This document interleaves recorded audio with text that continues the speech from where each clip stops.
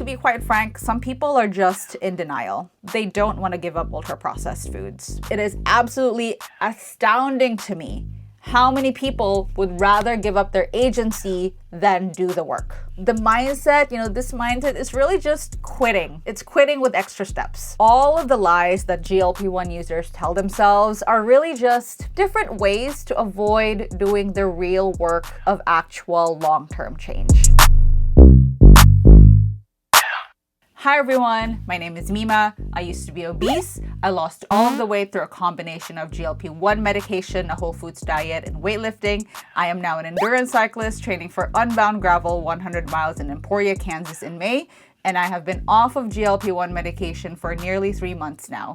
If you are interested to learn more about my GLP-1 journey, I do have an entire video about it right here, and I talk about everything.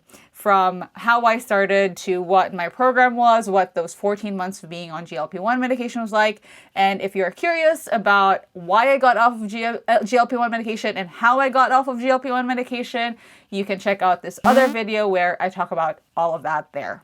So this was not the video that I had planned for this week. Given that we are still in January, I wanted to make something that was, geared more towards people planning to go on GLP-1s this year. So a lot of best practices, what you should be doing, what you should be looking at and reading, all that kind of stuff. But I'm going to push that to next week or maybe the week after that because I could not talk about what I am about to talk about in this video. So last week I was back home from my long travels during the holidays and I was still on PTO though, so I wasn't at work. I had this entire week to myself to do all the chores in the house and clean the house and kind of refresh for the entire new year. And I also had a lot of spare time to browse through and participate in a lot of the GLP-1 subreddits because I like to do that. I do like to be able to share my experience, give some guidance, especially to folks now who are thinking of going off the medication for maintenance. So I had a lot more exposure to all of the posts, all of the thoughts that people had about GLP-1 medications and their answers to some of the questions more than I usually do. I am a busy person, so I'm not always on the subreddits. And let me tell you guys, the straight up lies, the amount of lies that people tell themselves and tell others who are searching for guidance and answers to their questions. Oh my God, it just had me exasperated to the point where I actually did rant about this on my Instagram stories. If you want to follow me on Instagram, please go do that. Here's my handle right here. So I did have a 9-10 minute rant on my Instagram stories. And after that, I thought, why not make a more structured, more well thought out video about this? And, I guess in a way it's still related to sort of the video that I wanted to do this week about, if you wanted to get on GLP-1s, here are the things that you should be thinking about or looking into. Because if you are planning to go on GLP-1s this year, then these are the lies and the mindsets that you absolutely have to eject. Now, if you are already on a GLP-1 and this video annoys you, well, good. Because I am not here to shame anyone.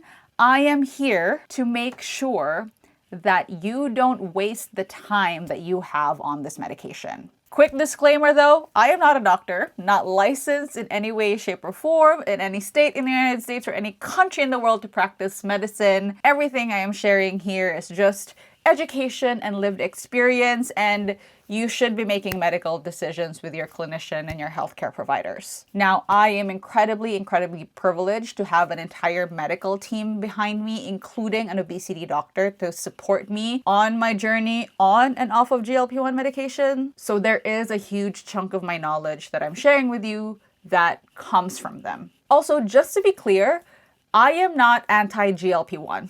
It should be obvious from the content in my channel that I am a huge proponent for GLP-1 medication. If you need GLP-1 medication for long-term use, that is absolutely not a moral failure. Obesity is a chronic disease, and it is chronic for a lot of people. The point that I do want to make is that whether you are on GLP-1 medication for a season or for life, you still need to set yourself up for success. And that kind of success includes more than injecting yourself with this medication every single week. The effect of GLP-1 medications in appetite reduction and reduction in cravings and food noise is so dramatic that they can really mask weak fundamentals. So weak that you can lose the weight while doing the bare minimum. And that's exactly why these lies are so dangerous.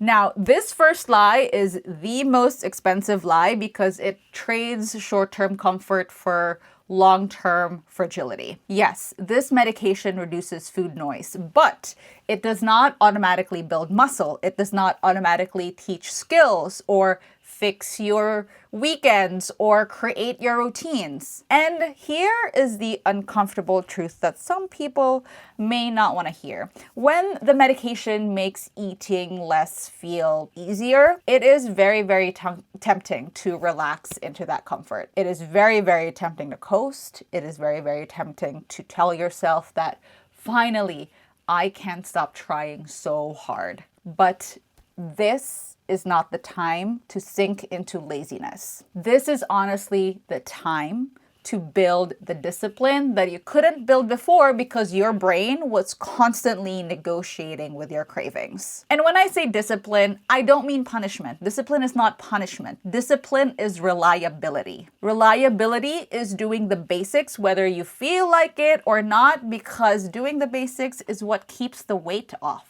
If you don't build the structure and the discipline while it's easier on the medication, then when the day that hunger returns or when your life gets chaotic, you will have absolutely nothing to hold you up. So you should replace that lie with this truth. The medication creates opportunity. I build the structure. The season that you are on the medication is the season to work. Not because you are failing, obviously not if the medication is working, but because the medication is finally giving you leverage. And if that makes you want to argue, it's usually because of lie number 2.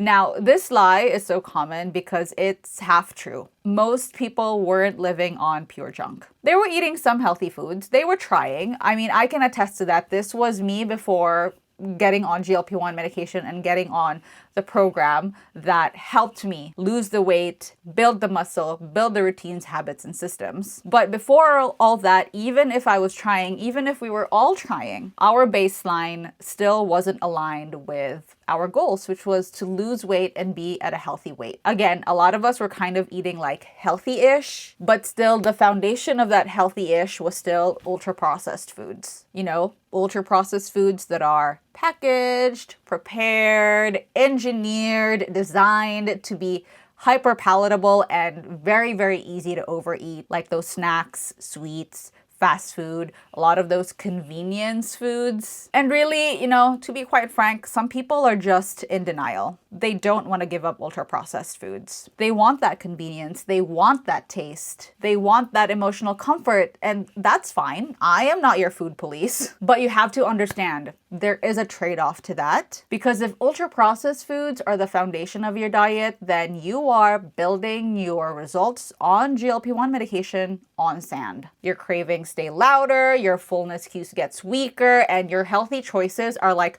constantly fighting an uphill battle. So you have to replace that lie with this truth. I might include ultra-processed foods sometimes, but my baseline, the foundation of my nutrition and my diet, has to be whole foods. And really, you don't have to be perfect. You just have to be honest about what your foundation is. And when your foundation is solid, lie number 3 stops feeling like fate and starts feeling like something that you can plan for and manage.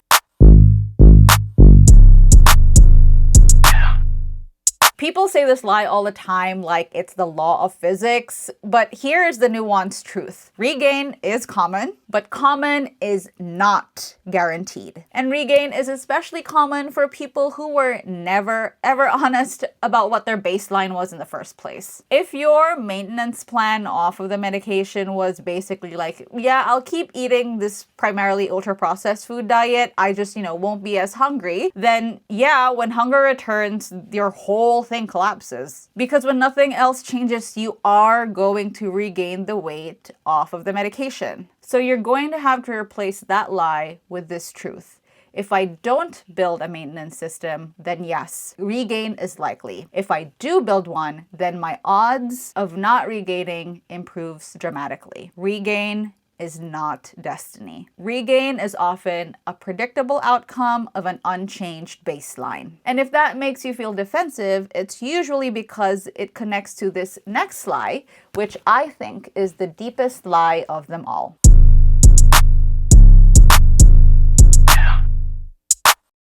I see this lie all the time in the subreddits dressed up as science. My body will fight me, my metabolism is broken, it's all inevitable. Regain is all inevitable. And yes, biology is real, appetite signaling is real, but I have a headwind is not the same as I have no agency. And I will be so blunt, it is absolutely astounding to me how many people would rather give up their agency than do the work. Because, if you're powerless, then you don't have to change anything. You don't have to build structure. You don't have to sit in discomfort. You can just outsource all of this to fate and destiny. But that mindset is exactly how people end up proving themselves, right. They stop building skills, they stop training, they stop planning, and then the outcome they feared becomes like the self-fulfilling prophecy. The mindset, this mindset is really just quitting. It's quitting with extra steps, wrapping up all this resignation in researchy language so it sounds inevitable instead of avoidable. So you replace the lie with this truth. This may be chronic for me and I may need ongoing medical support, but I am not powerless. I just need a plan that matches with reality. Having agency over this disease doesn't mean you have to do it alone. It just means you have to stop pretending that you can't do anything and you start stacking the boring basics until, your results become predictable. And here's the punchline. All of the lies that GLP-1 users tell themselves are really just, different ways to avoid doing the real work of actual long-term change. The medication is fixing it so I don't have to change. That's avoidance. I was already eating healthy. That's avoidance. Regain is inevitable. That's avoidance. I am powerless. That's avoidance. Because if you believe those things, you don't have to build discipline. You don't have to change your baseline. You don't have to lift. You don't have to plan. You don't have to structure your meals, manage your weekends, or practice maintenance. You get to basically outsource your outcome to the drug, to biology, to vibes. But GLP-1s, they are the best when you use them as leverage. They buy you space, mental space, appetite space, to be able to install the habits and systems that will outlast motivation, outlast travel, stress, and dose changes. So if you are on GLP-1, if you are on semaglutide or tirzepatide, take advantage of this window. Do not coast. Build the foundation, build the discipline, build the identity of someone who is consistent and grounded in reality. And if you are someone who actually wants to do that, if you want the structure, if you want the routines, the mindset shifts, the real life maintenance playbook, please subscribe to this channel because I will continue to document what long-term change looks like off of the medication and in real time. And also, again, follow me on Instagram. If you have a question or need support or guidance on your GLP-1 maintenance journey, my DMs are always open. Thank you so much for spending your precious time with me today. I'll see you in the next video. Till then, happy riding.